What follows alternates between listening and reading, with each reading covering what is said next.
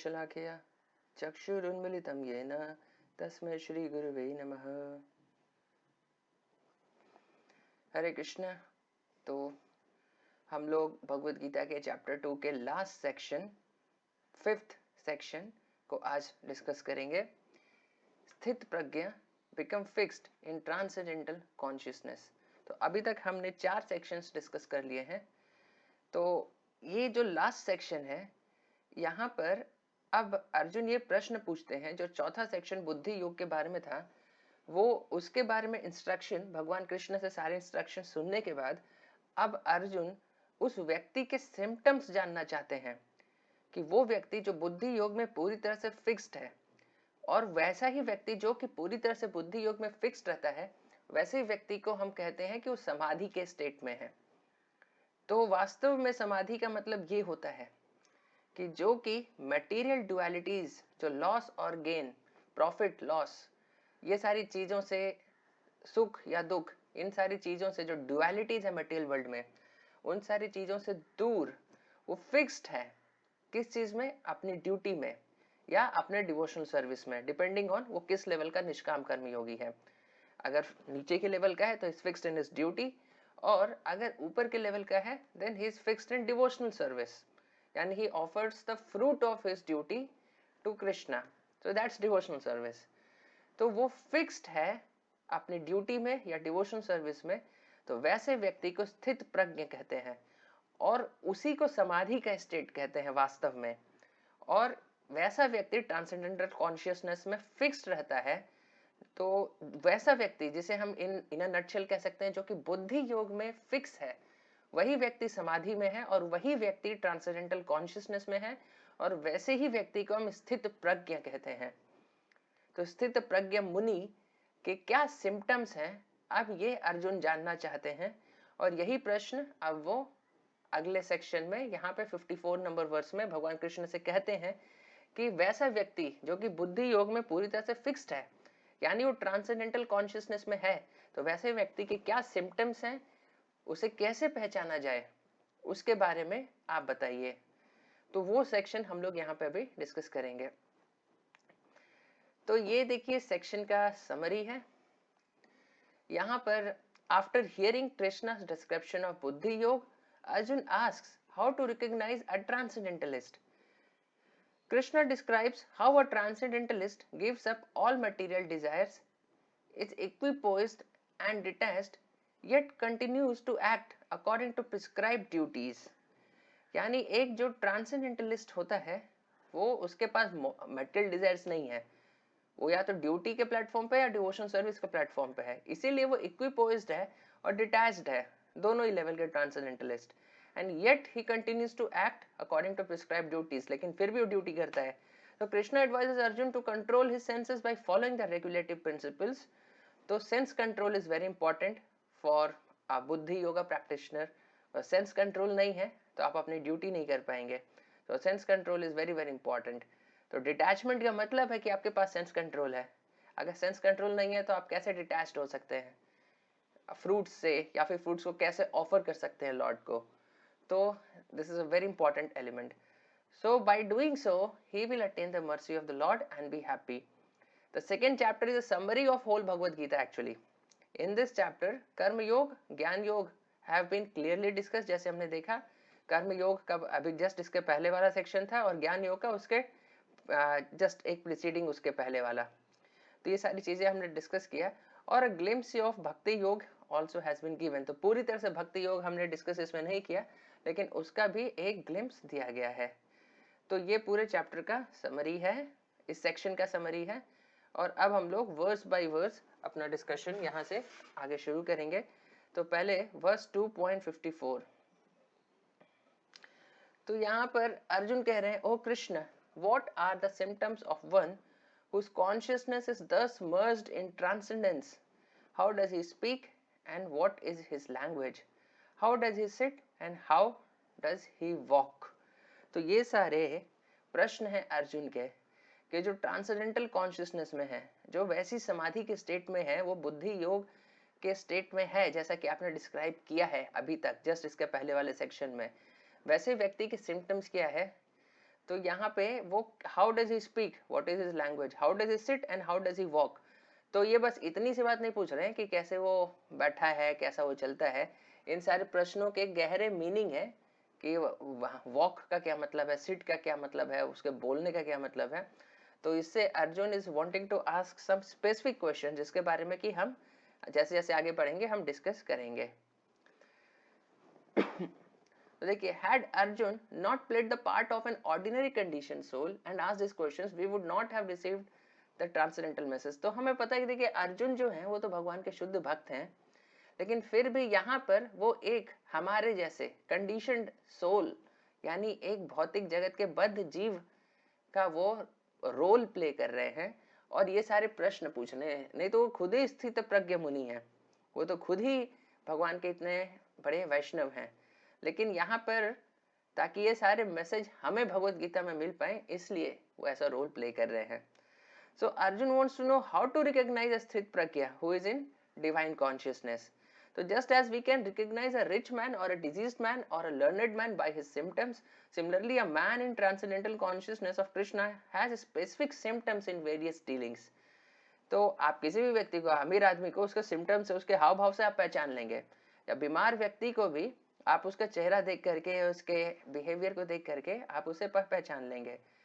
उसी तरह से हम देख सकते हैं कि कोई भी व्यक्ति जो ट्रांसेंडेंटल कॉन्शियसनेस में भी जो व्यक्ति है उसे भी हम पहचान सकते हैं इसी प्रकार से, उसके सिम्टम्स के थ्रू। तो ये यहाँ पर हमें देखना जरूरी है।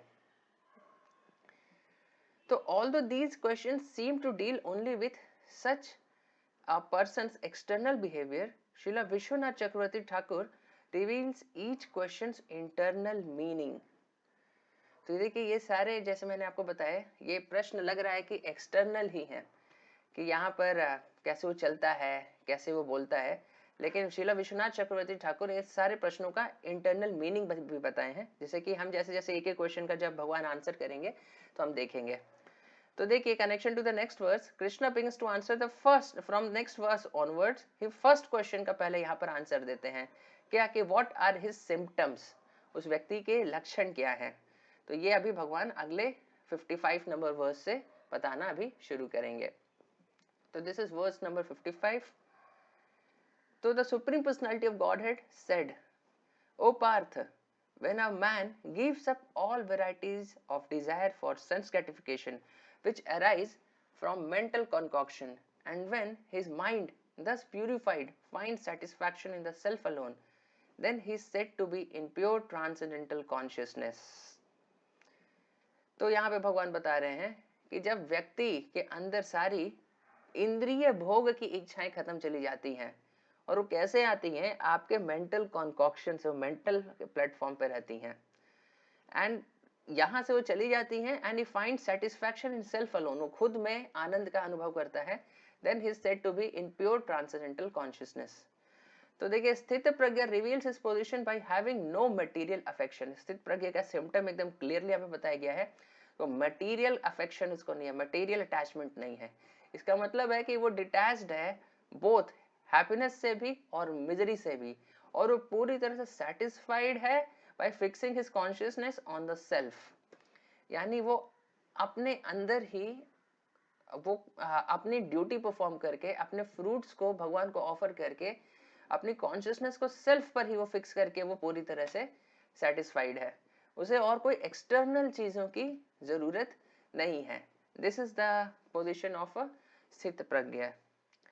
एंड ही डिजायर, उसका desires for sense gratification, actually देखिए desires for sense gratification they arise from mental concoction. Another point जो हम इस वर्ष से नोट कर सकते हैं, जो हमारी इंजॉयमेंट करने की, इंद्रिय तृप्ति की जो इच्छाएं हैं, वो वास्तव में सिर्फ मेंटल कॉन्कॉक्शन है, कि हम बस मन में एक्चुअली इमेजिन करते हैं कि हम इंद्रियों का भोग कर रहे हैं। वास्तव में इनका कोई रियल एग्जिस्टेंस उतना नहीं होता। तो इस पॉइंट को हम थोड़ा और आगे अभी भगवत गीता के अपने डिस्कशन में देखेंगे कि कैसे सेंस ग्रेटिफिकेशन सिर्फ मेंटल कॉन्कॉक्शन है। तो सारा एंजॉयमेंट है वो सिर्फ आपके मन में है, सारे सपने जो हम देखते हैं वो मन में है, सारे जो हमारे इंजॉयमेंट के एक्सपीरियंसेस आते हैं वो एक्चुअली एक तरह से मन में है। जिस प्रकार के एक व्यक्ति सपना देखता है, सपने में देखता है कि मैं राजा हूँ और राजा बन के एंजॉय करता है, या फिर एक सपने में देखता है कि मैं एक भिखारी हूँ, वास्तव में न राजा है न वो भिखारी है, वो सिर्फ अपने बेड पे सो रहा है। ये सारी चीजें सिर्फ उसके मेंटल कंकॉक्शन है। उसी प्रकार मटेरियल वर्ल्ड भी एक तरह का उस तरह का ड्रीम ही है। तो ये सारी जो इंजॉयमेंट्स हम करते हैं या जो सफरिंग्स हम भुगतते हैं, वो वास्तव में आत्मा को उससे कोई लेना देना है ही नहीं। जैसे उस व्यक्ति का उन सपनों से कोई लेना देना नहीं है। वास्तव में जब वो आंख खोलेगा तो देखेगा कि अरे मैं तो अपने घर में हूँ, ना मैं भिखारी हूँ ना मैं राजा हूँ। उसी प्रकार जब हम अपनी आंख खोलेंगे और अपने आप को जान पाएंगे कि हम तो आत्मा है, शरीर है ही नहीं, तो शरीर के जो सुख और दुख जिसके लिए है कि हम इतना परेशान रहते थे, उन्हें समझ में आएगा ये सब तो वास्तव में यूजलेस एक तरह का इल्यूजन था, सिर्फ एक सपना ही था।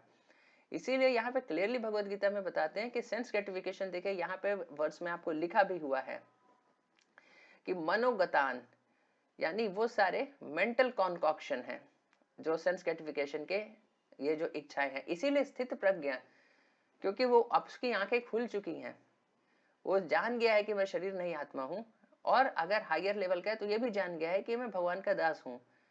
तो इस लेवल पे वो पहुंच गया है, इसीलिए उसकी आंखें खुल गई हैं, इसीलिए वो अब सपने नहीं देख रहा। इसीलिए मटेरियल हैप्पीनेस और डिस्ट्रेस उसे परेशान नहीं करते, क्योंकि उसे पता है कि ये सब तो एक तरह से एक प्रकार का सपना ही है। तो देखिए ये एक श्रीमद् भागवतम का वर्स है, बहुत अच्छा वर्स है, इसे आप चाहें तो मेमोराइज भी कर सकते हैं।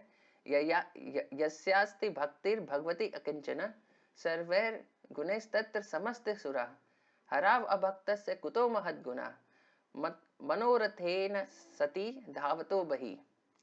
तो मनोरथेन सती धावतो बही, जो अभक्त होते हैं वो मेंटल कॉन्कॉक्शन के लेवल पर होते हैं। जैसे कि हम देखें तो उनके अंदर कोई भी गुड क्वालिटी कैसे आ सकती है, ये भगवान बता रहे हैं।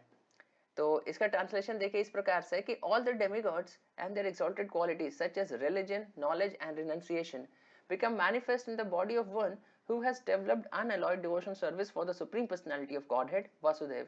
On the other hand, a person devoid of devotion service and engaged in material activities has no good qualities, even if he is adept at the practice of mystic yoga or the honest endeavor of maintaining his family and relatives. He must be driven by his own mental speculations and must engage in the service of Lord's external energy. How can there be any good qualities in such a man? तो यहाँ पे बता रहे हैं कि अगर external sense में दिखता भी है कि अरे इसके अंदर कुछ तो गुड क्वालिटीज हैं, लेकिन वहां पे क्लियरली बताते हैं कि यहाँ पे must be driven by his own mental speculation. वो कुछ अच्छे गुण दिखा भी रहा है तो सिर्फ वो मेंटल प्लेटफॉर्म पर है, जो कि बहुत ही फ्लिम्सी है, तुरंत चेंज होते रहता है। तो वो he must be engaging in Lord's external service. तो वो जो बाहर से गुड क्वालिटीज दिख रही हैं वो बहुत सुपरफिशियल होती हैं। जो एक्चुअल गुड क्वालिटीज होती हैं वो किनके अंदर, भगवान के अनअलॉयड डिवोटीज के अंदर रहती हैं। उनके अंदर automatically all the good qualities of the demigods automatically उनके अंदर मैनिफेस्ट हो जाती हैं, और वो एक्चुअल गुड क्वालिटीज होती हैं। और जो भगवान के उस लेवल के भक्त नहीं हैं, उनके अंदर अगर कोई गुड क्वालिटी दिख रही है तो इतना हमें पता होना चाहिए बहुत सुपरफिशियल है। थोड़ा सा आप डीप जाएंगे तो दूध का दूध पानी का पानी एकदम बहुत आराम से हो जाता है। तो यहाँ पे ये बताया गया है कि मनोरथे न सती धावतो बही। क्यों? अरे मन के रथ पर वो दौड़ रहे हैं, और मन के प्लेटफॉर्म पे कोई चीज स्टेबल नहीं होती।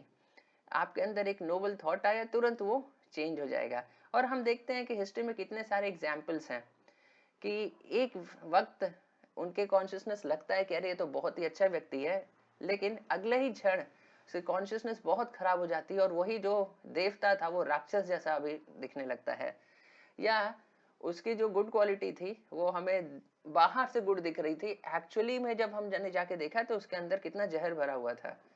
तो ये सारी चीजें उन लोगों के अंदर देखने को मिलेंगी। पूरी दुनिया में आपको ऐसे एग्जाम्पल्स मिल जाएंगे प्रेजेंट टाइम में भी, कि वास्तव में जो एक्सटर्नली गुड दिखते हैं एक्चुअली में जाना गया तो फिर पता चला कि नहीं, उनके अंदर गुड क्वालिटीज थी नहीं।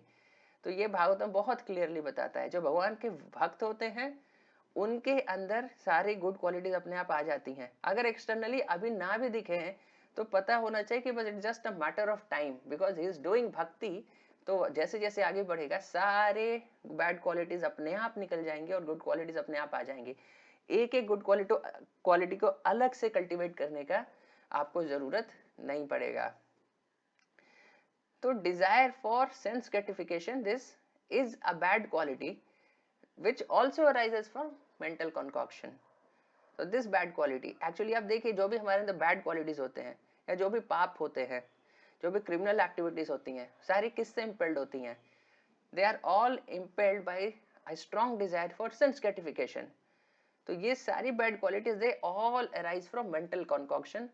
और एक्चुअली स्थित प्रज्ञ मुनि, उसको स्थित धीर मुनि, उसे क्योंकि उसने अपनी आंखें खोल ली हैं, उसे सब कुछ दिखता है कि मैं शरीर नहीं आत्मा हूँ या मैं भगवान का दास हूँ, इसलिए वो इस लेवल से आराम से ऊपर उठ जाता है। तो देखिए, this is another excerpt from Srila Prabhupada lecture on this verse, कि ये थोड़ा सा लंबा है लेकिन ये बहुत ही इंपॉर्टेंट है, तो आप इसे ध्यान से एक बार देख लीजिए। At the present moment in our material condition we are speculating and baffled because it is the nature of the mind to create something and again reject. तो यहाँ पे ये मन का नेचर बताया गया है कि it will create something and reject. तो यही भालो यही मंदा, यही सब मनोधर्म, accepting and rejecting, माइंड यही करता है। जैसे mind will think yes let me do this and then it will decide oh better not do this, यानी ड्युअलिटीज में हॉवर करते रहना, एक बार एक्सेप्ट करना, संकल्प एंड विकल्प, यानी deciding, accepting and then rejecting. So this is due to our unsteady condition on the material platform. तो material platform या mental platform, यहाँ पे चीजें बहुत ही unsteady होते हैं, because mind is like running on a chariot जिसके horses uncontrolled हैं। तो such a person is always on unsteady platform, उसका मन, उसे खुद ही नहीं पता है कि next moment वो क्या करने वाला है। तो that is material platform. But when we decide to act according to supreme consciousness, यानी भगवान के आदेश के अनुसार, या तो ड्यूटी प्लेटफॉर्म पर या डायरेक्ट भगवान के जो आदेश हैं उनको पालन करते हुए, गुरु के थ्रू या भगवान कृष्ण के डायरेक्ट आदेशों को पालन करने के प्लेटफॉर्म पर, यानी हम सुप्रीम कॉन्शियसनेस के प्लेटफॉर्म पर जब एक्ट कर रहे हैं, तो there is only one thought, let me do it because it is sanctioned by the supreme consciousness. वो एक फिक्स प्लेटफॉर्म पर है कि whatever is sanctioned by the supreme consciousness वो करेंगे, और whatever is not sanctioned by the supreme consciousness we will not do.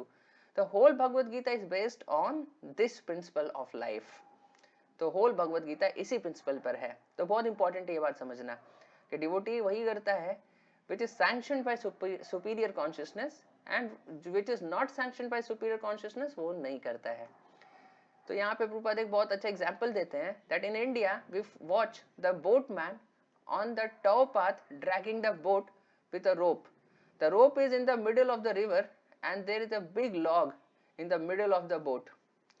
The log is tied with a rope and the rope is held by the boatman.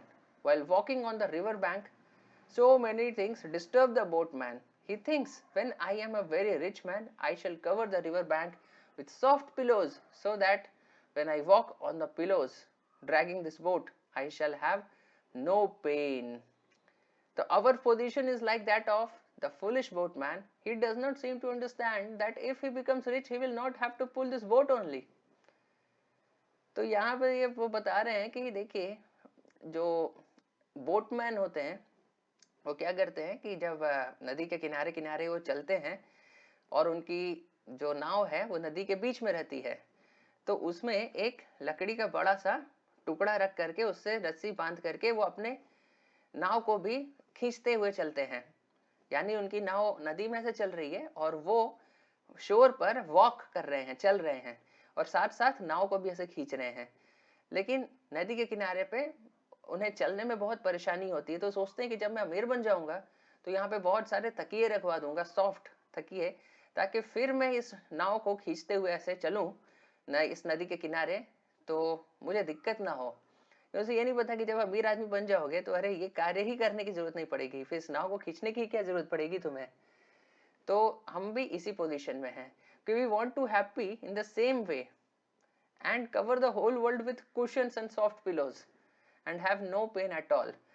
तो material world में हम adjust करने का कोशिश करते हैं किसी तरह से, कुशन सॉफ्ट पिलोज रख रख करके, कि ताकि कोई हमें दिक्कत ना हो, कोई दर्द ना हो, हमारे ये प्लान है. लेकिन actually that is a foolish plan. Just like this, ये जो बोटमैन का ये प्लान है कि जब आप रिच हो जाएंगे तो आपको ये सब करने की जरूरत ही नहीं पड़ेगी. तो हम इसका एक्चुअल पर्पट यहाँ पे ये प्रभुपाद बताना चाह रहे हैं कि हम सेंस ग्रेटिफिकेशन के लिए, अपने सेंस के एंजॉयमेंट के लिए हम बहुत सारे अरेंजमेंट करते हैं. हम खूब पैसे कमाते हैं, मटेरियल फैसिलिटीज, इक्विपमेंट्स, गैजेट्स सब जुगाड़ करते हैं ताकि हमारे सेंसेस पैसिफाइड हों. लेकिन वास्तव में this is not the way to become happy. वास्तव जो रियल वे है to become happy is to transcend this platform of happiness and distress and be situated in the self. That means one has to rise above this platform of accepting, rejecting, happiness, distress and be situated in his duty platform.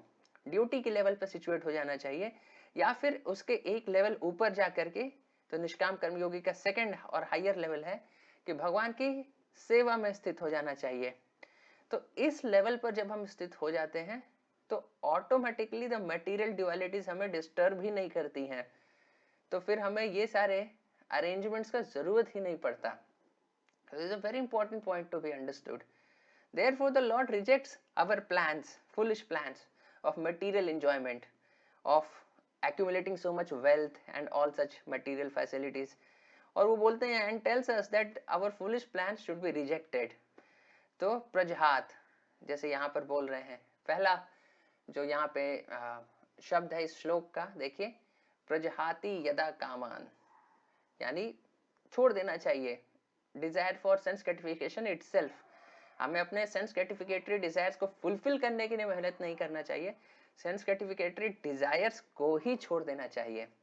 तो this is the real way of becoming happy, जो कि यहाँ पर भगवद गीता में भगवान बता रहे हैं और श्रील प्रभुपाद उसे एक्सप्लेन कर रहे हैं. तो आर्टिफिशियली लेकिन such sense desires can not be stopped. तो छोड़ देना चाहिए, लेकिन वो सेंस डिजायर्स आर्टिफिशियली हम नहीं रोक सकते. तो कैसे रोक सकते हैं? If one is engaged in Krishna consciousness, then automatically sense desire subside without any extraneous efforts. आप भगवान की भक्ति में इंगेज हो जाएंगे तो आपको एक हायर टेस्ट मिल जाता है, तो लोअर टेस्ट अपने आप छूट जाता है. तो ये यहाँ पर है कि भगवान की भक्ति में इंगेज करना से वो सेंस डिजायर अपने आप बिना किसी एफर्ट के चली जाती हैं. तो hence Krishna consciousness will instantly help one onto the platform of transcendental consciousness. तो ट्रांसेंडेंटल कॉन्शियसनेस में आने का क्या मतलब है कि हमें कृष्ण कॉन्शियसनेस यानी भगवान की भक्ति को एग्जीक्यूट करना चाहिए. The highly developed soul always remains satisfied in himself by realizing himself as the eternal servitor of the Supreme Lord and has no sense desires resulting from petty materialism. तो ये जो व्यक्ति है, जो स्थित प्रज्ञ व्यक्ति है, स्थित धीर मुनि है, वो हमेशा सेटिस्फाइड रहता है. कैसे? अपने आप को भगवान का एक सेवक मान करके, और इसीलिए उसे मटेरियलिज्म से कोई भी डिजायर, पेटी मटेरियलिस्टिक डिजायर उसके अंदर नहीं आती हैं. Okay, so now the connection to next verse. The next Krishna next answers Arjun's second question in text 56 to 57. How does he speak? तो जैसे हम जानते हैं कि हाउ डज ही स्पीक का श्रील विश्वनाथ चक्रवर्ती ठाकुर ने यहाँ पे मतलब दिया है कि इसका एक्चुअल क्या यहाँ पे अर्जुन पूछना चाहते हैं. यहाँ पे अर्जुन पूछना चाहते हैं how are his intelligence and words affected by another's affection, anger और neutrality. In other words, how does he respond. ये पूछना चाहते हो कैसे बोलता है, लेकिन कब कैसे बोलता है? जब दूसरे उसे किसी तरह से एजिटेट करें, या तो दूसरे उसके साथ एंगर से बोले, या अफेक्शन से बोले, या न्यूट्रलिटी से बोले. तो तीनों केस में वो कैसे रिस्पॉन्ड करता है स्थित प्रज्ञ या स्थित धीर मुनि. तो हाउ डज ही स्पीक का ये एक्चुअल मतलब है जो अर्जुन जानना चाहते हैं, जिसका कि भगवान अब यहाँ पर जवाब देंगे अगले वर्स में और इसके अगले वर्स में. तो this is a famous verse, इसे भी आप चाहे तो मेमोराइज कर सकते हैं, बिकॉज वर्सेस मेमोराइज करने से बहुत सारी बड़ी बड़ी फिलोसफी में नटशेल में याद हो जाती हैं. तो this is a very important verse, जिससे कि स्थित धीर मुनि के सारी क्वालिटीज को यहाँ पर भगवान लगभग एक समरी में, एक ही वर्ष में यहाँ पे बता दिए हैं. तो दुखेशु अनुद्विग्न मना, सुखेशु विगत स्प्रिया, वीतराग भय क्रोध स्थित धीर मुनिर उच्यते।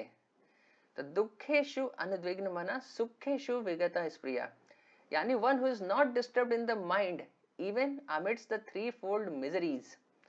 जो तीन प्रकार के हमारे क्लेश हैं इस भौतिक जगत में, आदि दैविक, आध्यात्मिक और आदि भौतिक, तो ये तीन प्रकार के क्लेश होते हैं जिनके बारे में हम कभी और डिस्कस करेंगे। तीन प्रकार के ये किस तरह के क्लेश होते हैं, आदि दैविक, आध्यात्मिक और आदि भौतिक। बेसिकली ये तीन कैटेगरीज हैं कि misery is caused by natural disasters, misery is caused by other living entities and misery is caused by one's own mind and senses। ये तीन कैटेगरी की मिजरीज होती हैं इस मटेरियल वर्ल्ड में, तो उसे यहाँ पे थ्री फोल्ड मिजरीज बताया गया है। लेकिन यहाँ पे बताया गया कि one is not disturbed in mind even amidst the three fold miseries or elated when there is happiness, सुखेशु विगता Supriya, यानी दुखेशु अनुद्विग्न मना and सुखेशु विगता स्प्रिया, वीतराग भय क्रोध स्थित धीर मुनिर उच्यते, यानी one who is free from attachment, fear and anger, वीतराग भय क्रोध। तो such a person is called स्थित धीर मुनि उच्यते, उसे स्थित धीर मुनि कहते हैं। Such a person is called sage of steady mind. तो देखिए ऑर्डिनरी मुनि और स्थित धीर मुनि के बीच में क्या अंतर है ये हमें जानना चाहिए।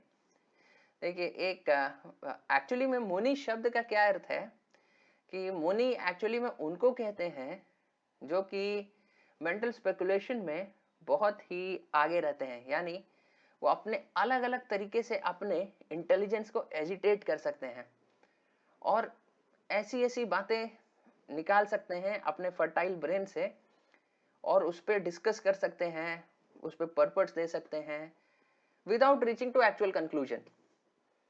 यानी वो खूब इंटेलेक्चुअल एनालिसिस कर सकते हैं हर चीज का एंड फिर भी उतने इंटेलेक्चुअल एनालिसिस में घूम घूम करके they can not reach the actual conclusion.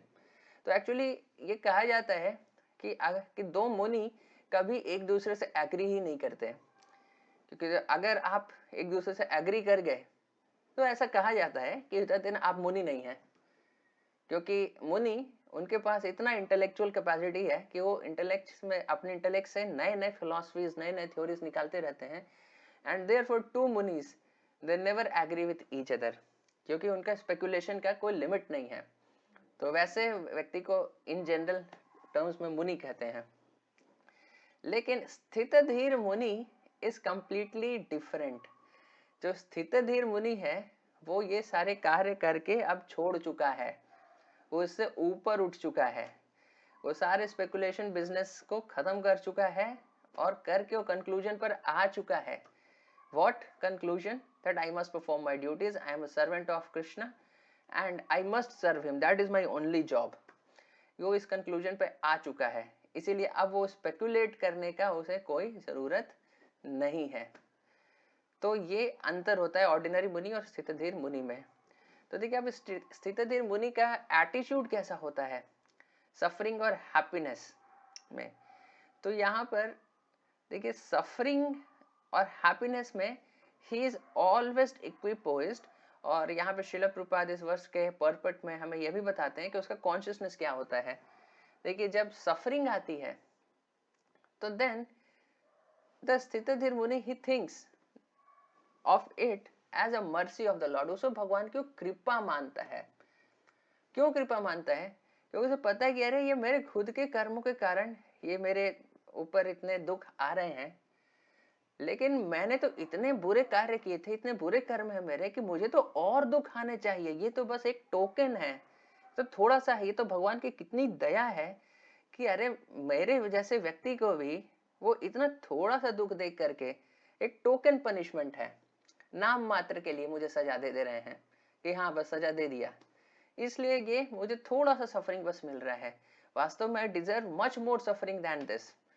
So like this he thinks and he thanks Krishna, he thanks the Lord and he continues his worship.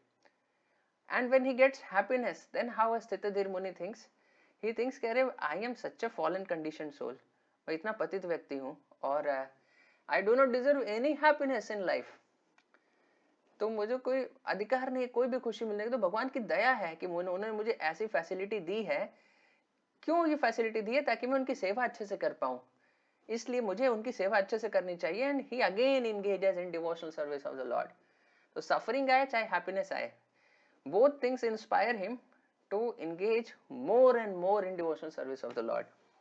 So this is what is a स्थितधीर मुनि। Suffering और happiness से उसका attitude change नहीं होता, दोनों ही चीजों से inspire करती हैं भगवान की सेवा में और एंथुजियाज्म के साथ इंगेज करने के लिए।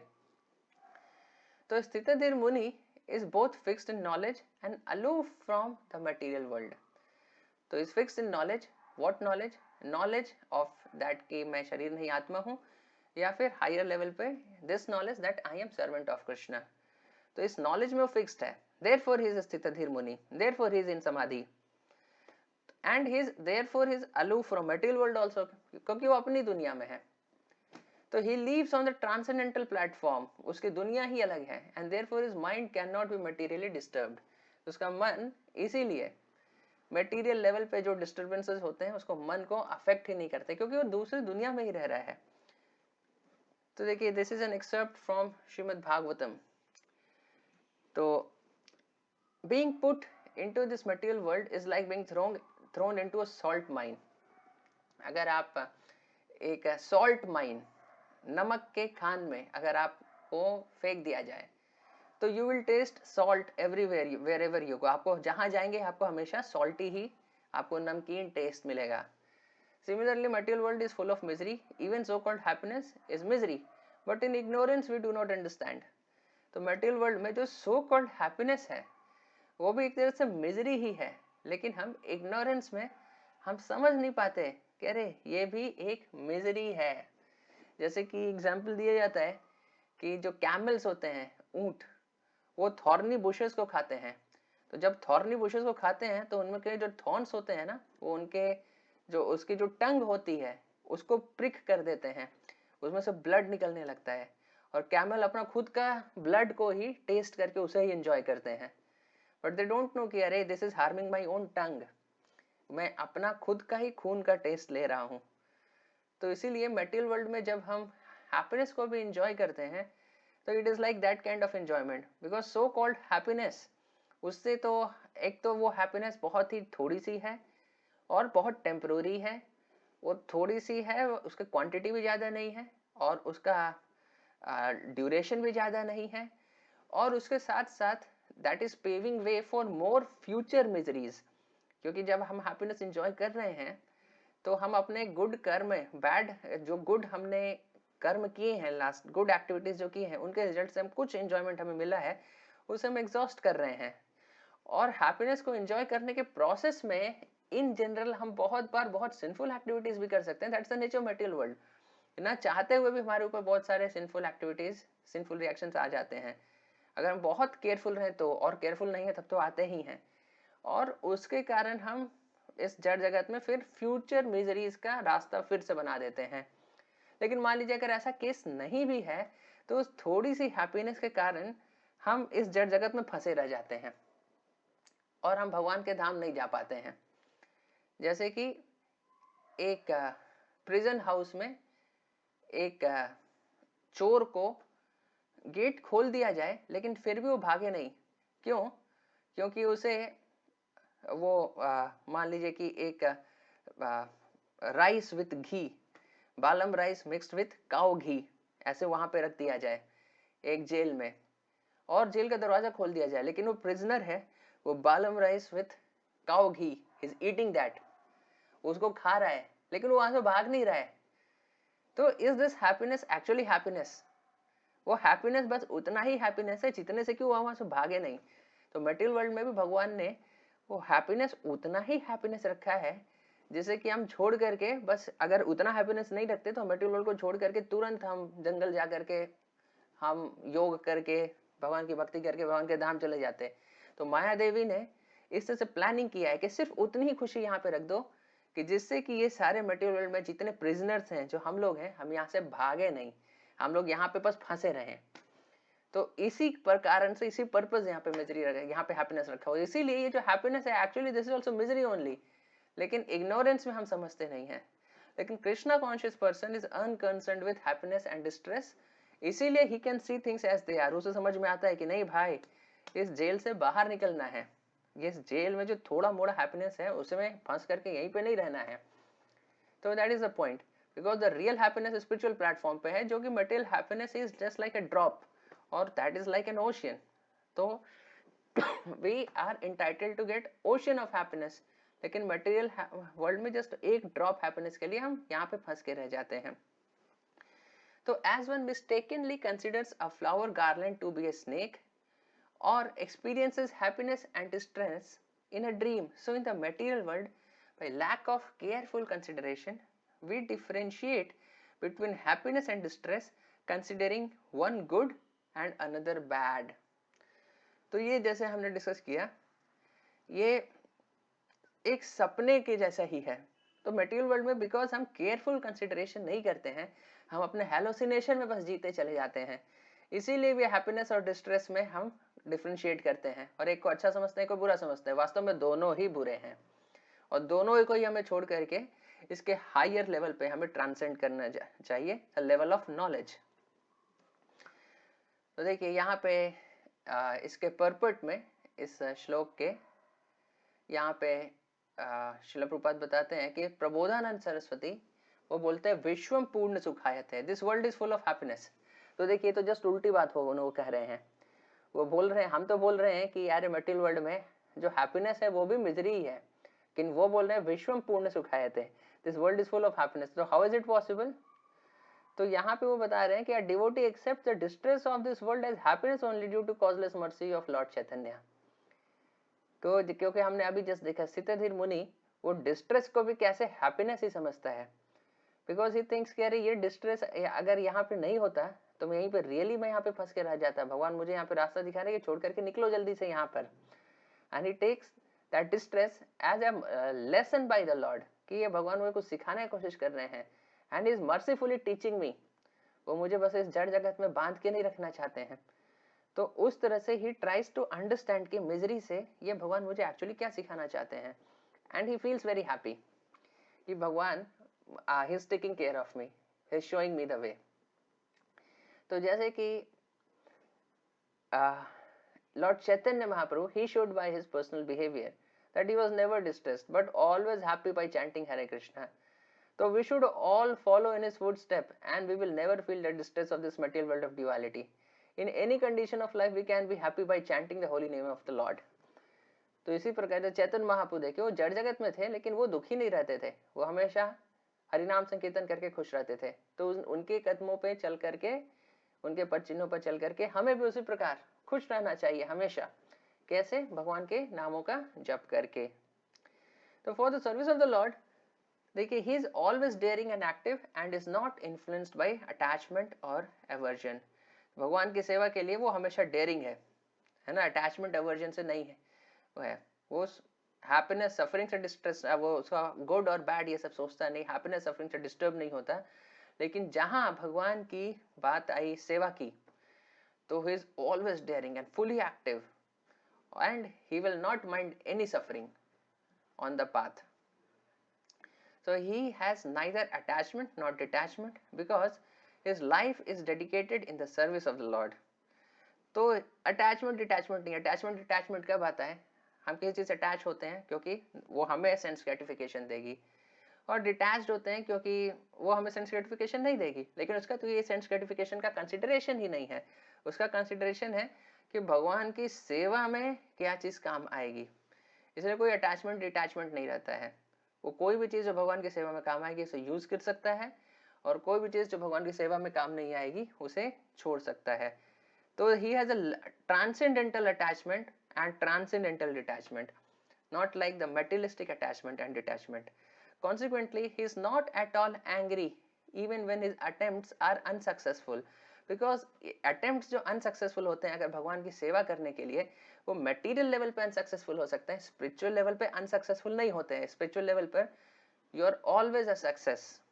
अगर आप भगवान की कोई सेवा करने का प्रयास किए लेकिन सक्सेस नहीं पा पाए उस सेवा में, तो मेटीरियली यू आर अनसक्सेसफुल, लेकिन स्पिरिचुअली आप अनसक्सेसफुल नहीं है, बिकॉज भावग्राही जनार्दन, भगवान आपके भाव को जरूर एक्सेप्ट करते हैं। तो आपने कोई सेवा करने की कोशिश किया भगवान का, नहीं हो पाया, लेकिन फिर भी वो स्पिरिचुअल लेवल पे सक्सेस है, क्योंकि आपने ट्राई किया और भगवान ने आपके भाव को एक्सेप्ट कर लिया। तो सक्सेस और no success, a Krishna conscious person is always steady in his determination. तो वो हमेशा स्टडी रहता है, दैट्स द पॉइंट। तो देखिए वेरी इंपॉर्टेंट नोट, ये नोट कर लीजिएगा यहाँ पर कि द सिम्टम्स जो यहाँ पे हम डिस्क्राइब कर रहे हैं, these are about a Krishna conscious person, but they may also describe one who is not liberated but not who is liberated but not Krishna conscious। यानी ये देखिए, हम जो डिस्कस कर रहे हैं, जो निष्काम कर्म योगी के हम 2 लेवल देखे थे। तो पहले लेवल जो कि ये जानते हैं कि हम शरीर नहीं आत्मा है, उस लेवल पर कार्य करते हैं, और दूसरे उस लेवल के जो ये भी जानते हैं कि हम शरीर नहीं आत्मा है, लेकिन उसके साथ साथ ये भी जानते हैं कि हम भगवान के दास हैं। तो हम जो डिस्कशन हमारा जा रहा है, जो श्रील प्रभुपाद ने हमें भगवत गीता में अपने पर्पस दिए हैं, वो हायर लेवल के निष्काम कर्म योगी जो कि भगवान की सेवा में कार्य करते हैं, उनको लेकर के सारा डिस्कशन किया है। लेकिन ये दोनों लेवल के व्यक्तियों के लिए ये डिस्कशन जो यहाँ पे भगवान श्लोक बोल रहे हैं वो अप्लीकेबल है।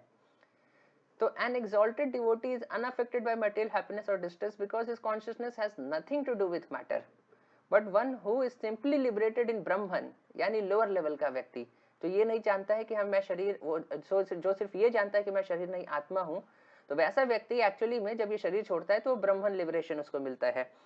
तो ब्रह्मन रियलाइजेशन के लेवल पर होता है, वो ब्रह्म में जाकर के वो लिबरेट हो सकता है ब्रह्मन में। तो हम जैसे जानते हैं ब्रह्मन, परमात्मा और भगवान 3 लेवल के हमारे रियलाइजेशन होते हैं, तो वो ब्रह्मन के लेवल पर है। लेकिन जो पहला है वो भगवान लेवल पर पहुंच गया है, जो हायर लेवल का निष्काम कर्म योगी है वो भगवान लेवल पर है। तो one who is one who is simply liberated in Brahman may be neutral in relation to material world while having no positive engagement in Krishna consciousness। तो देखिए यहाँ पर जो सिर्फ ब्रह्मन लेवल पर लिबरेटेड है, उसके पास कोई पॉजिटिव एंगेजमेंट नहीं है। लेकिन जो हायर लेवल पर है, he has some positive engagement, he acts.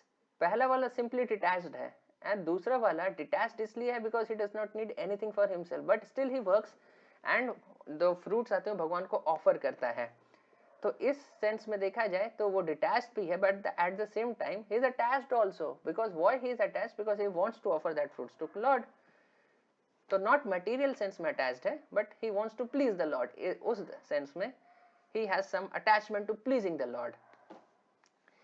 So thus these symptoms are applicable to both personalists and impersonalists, यानी पर्सनलिस्ट जो हायर लेवल के हो गए, impersonalists जो लोअर लेवल के निष्काम कर्म योगी हो गए। दो Srila Prabhupada emphasizes how to apply to personalists, यानी हमारे केस में because we follow the personalist philosophy, इसलिए प्रभुपाद हमें लेकर के ये चीज डिस्कस करते हैं भक्तों के लिए। तो उस लेवल पे तो ये नोट करिएगा कि ये स्थित धीर मुनि दोनों लेवल के व्यक्तियों को कहा जाता है, जो भगवान के भक्त भी हैं या जो सिर्फ लिबरेटेड प्लेटफॉर्म पर ही हैं, वो डिवोशन सर्विस के प्लेटफॉर्म पर अभी नहीं आए हैं। तो आज का डिस्कशन हम यहीं पर एंड करेंगे। 2.56 तक हमने डिस्कस किया, तो 57 से हम अपने नेक्स्ट क्लास में फिर आगे डिस्कस करेंगे। अगर आपके कोई प्रश्न हैं तो आप नीचे चैट बॉक्स में लिख करके हमें बता सकते हैं। Thank you very much. Srila Prabhupada की जय।